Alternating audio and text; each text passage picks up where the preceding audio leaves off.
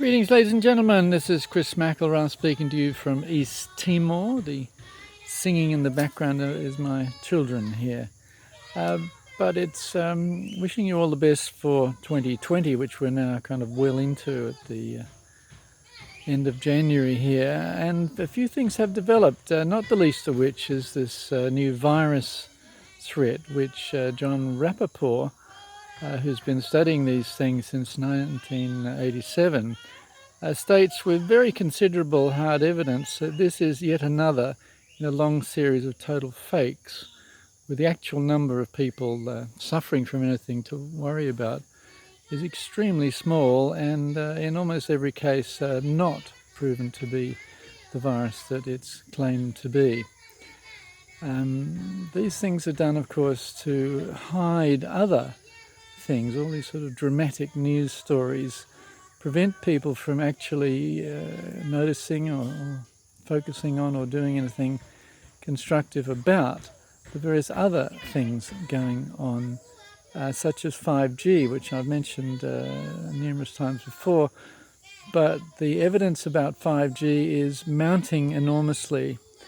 There's a report which I may send later from a professor working in America who states that the combination of 5G and various other poisonous things, chemtrails is one of them, because chemtrails, you must have seen the stripes in the sky. They're not condensation trails going, the whole length of the sky. This is aluminium powder being drizzled down through aeroplanes, but drizzled down into the atmosphere. So that combines with Roundup, glyphosate, and fluoride, and then those various things combine, and when 5G is applied to those substances once they're in our body,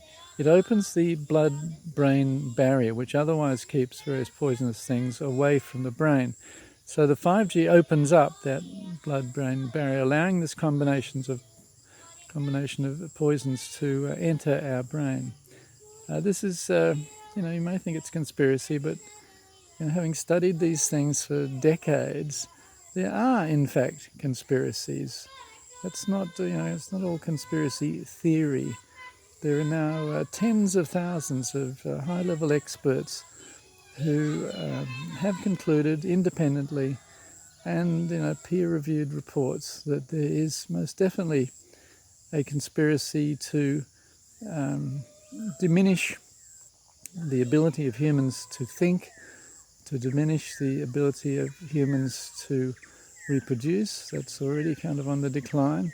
Already all of the poisons which have been applied to the sea and the air and the water, and in so many other ways, insecticides and poisons in the soil supposedly helpful for agriculture. All these things, genetically modified stuff, it's all combining to vastly reduce the ability of this human species to continue in any sort of effective form.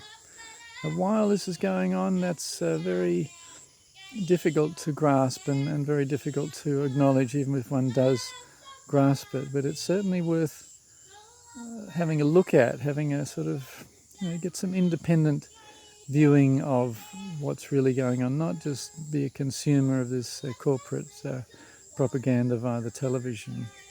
Some years ago, I was walking out of Mullumbimby in northern New South Wales, because I think my car had run out of petrol one evening. So I'm walking out of town, back to my car.